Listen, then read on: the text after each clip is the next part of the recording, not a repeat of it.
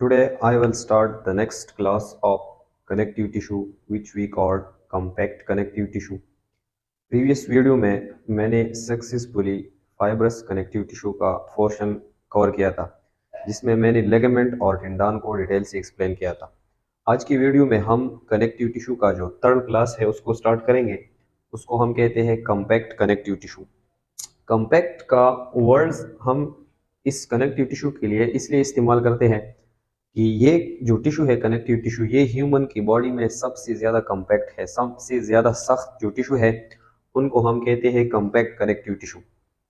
Compact connective tissue है solid matrix. ये बहुत ज़्यादा सख्त टिश्यू है तो इसलिए इसका जो मैट्रिक्स है वो है सॉलिड। सॉलिड के स्टेट में है और बहुत ज़्यादा सख्त है। This tissue also called supporting connective tissue. In tissue को दूसरा नाम हम कहते हैं सपोर्टिंग कनेक्टिव टिश्यू।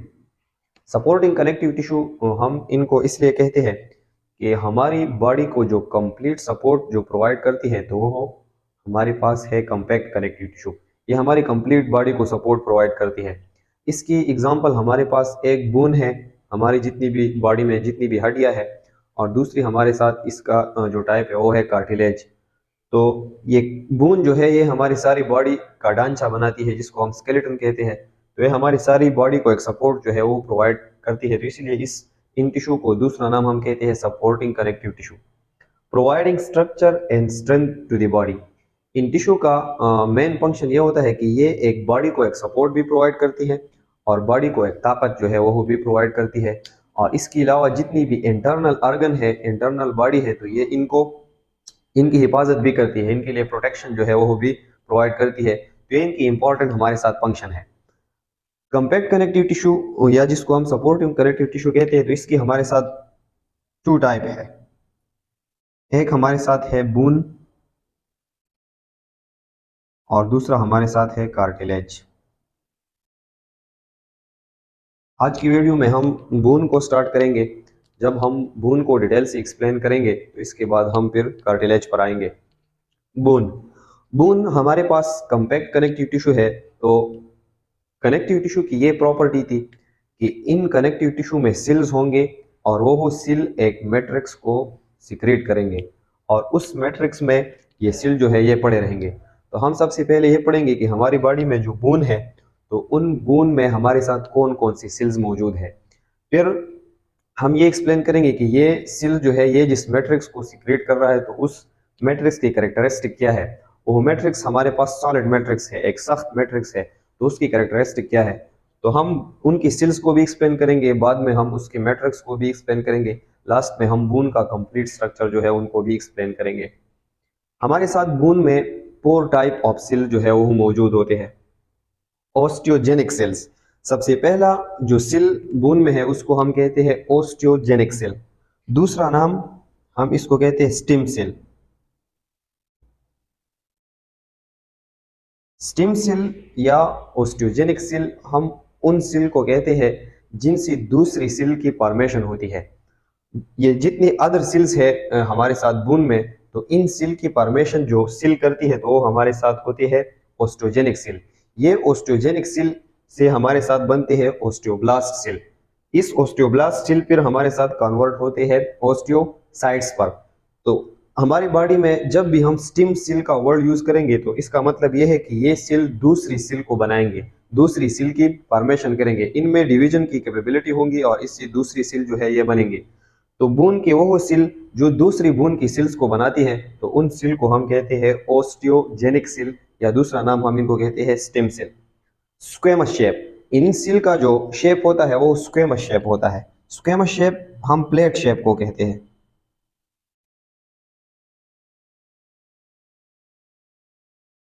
इस तरह का प्लेट शेप इसका होता है। तो एक टाइप का जो सेल जो हमारे साथ बोन में पाया जाता है तो उसको हम कहते हैं osteogenic cell. Osteoblast cell, osteoblast cell bone की वो सेल है जिनका शेप हमारे पास है क्यूबॉइडल, क्यूबिक शेप है इनका।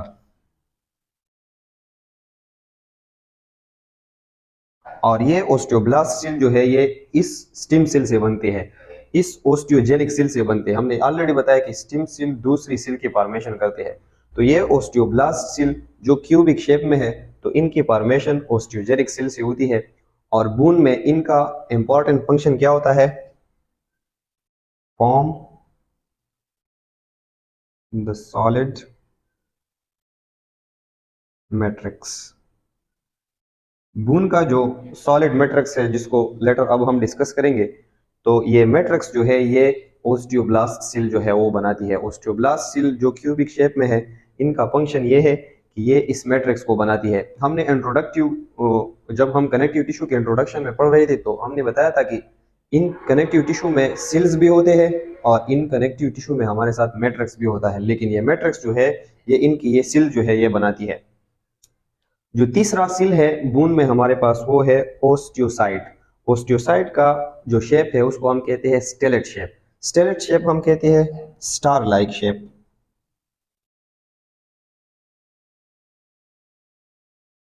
स्टार लाइक इर्रेगुलर शेप इनका होता है।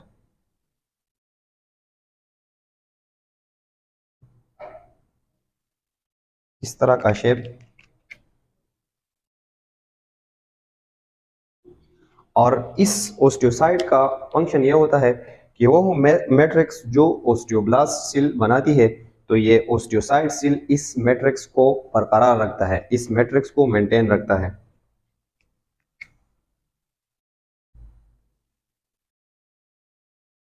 Maintain the matrix. हमारे पास जो लास्ट सेल है बून में, तो उन सेल को हम कहते हैं ओस्टियोक्लास्ट सेल। ओस्टियोक्लास्ट सेल का जो शेप है वो डोम शेप है। डोम शेप, इस तरह के शेप को हम कहते हैं।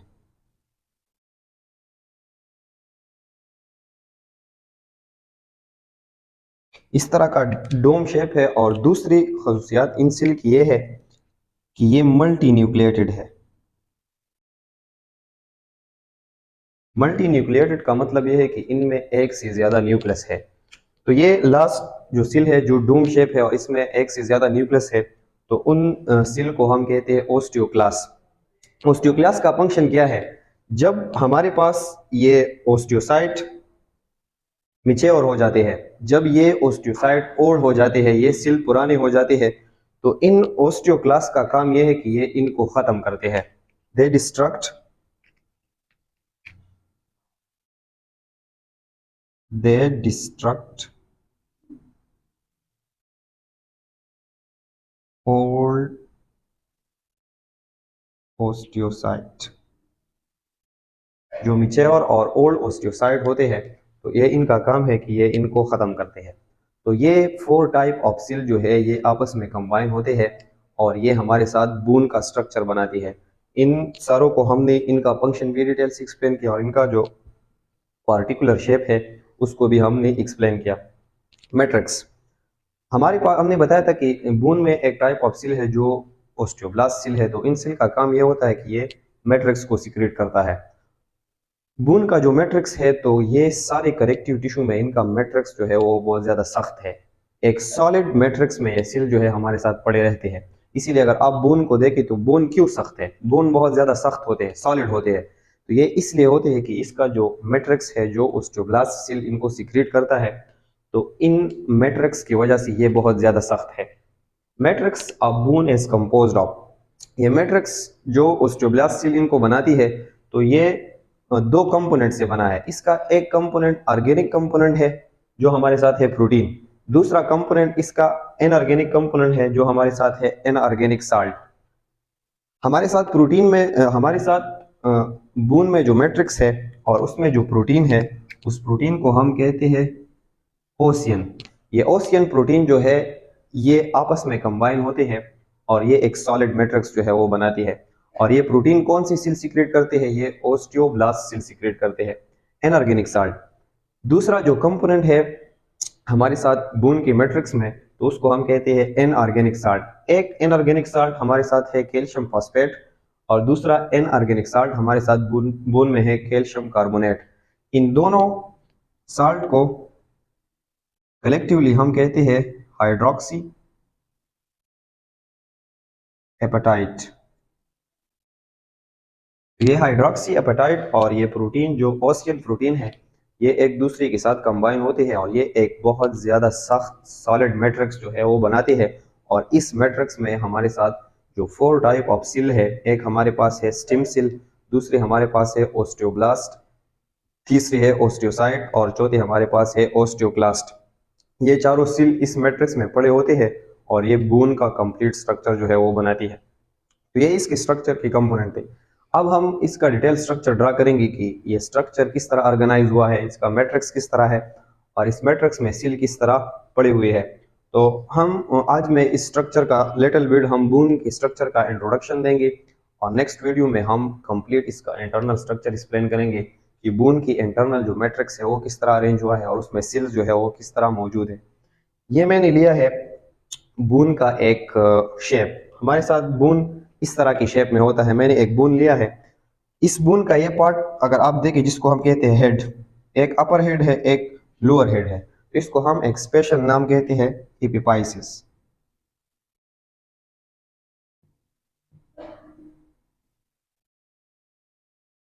बून का अगर आप मिडल का ये रीजन अगर आप देखें, जो थोड़ा सा पतला है, जिसको हम शेप भी कहते हैं, तो इसको हम एक पार्टिकुलर नाम कहते हैं डायफाइसिस। अगर आप इंटरनल ये रेड कलर जो मैंने ड्रा किया है, तो इनको हम कहते हैं बून मैरो।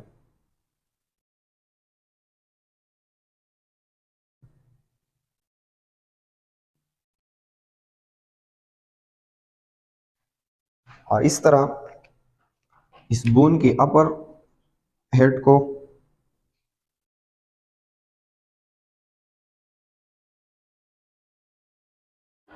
और इस तरह इस बून की लोअर हेड को हमारे साथ अटैच होता है कार्टिलेज।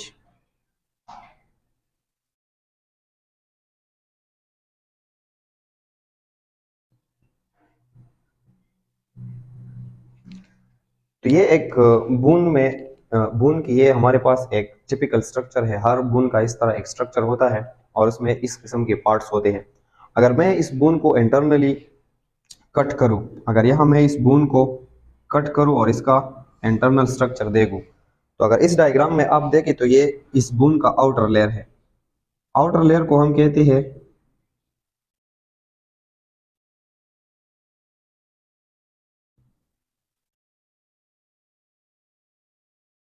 पेरिओस्टियम और इसका जो ये लोअर लेयर है, जो बोन मैरो से सराउंडेड है, तो इस लेयर को हम कहते हैं एंडोऑस्टियम। अगर आप देखें इस तरह इस बोन में हमारे साथ छोटे छोटे पोर्स होते हैं, तो इन पोर्स को हम कहते हैं हेवर्शियन कनाल।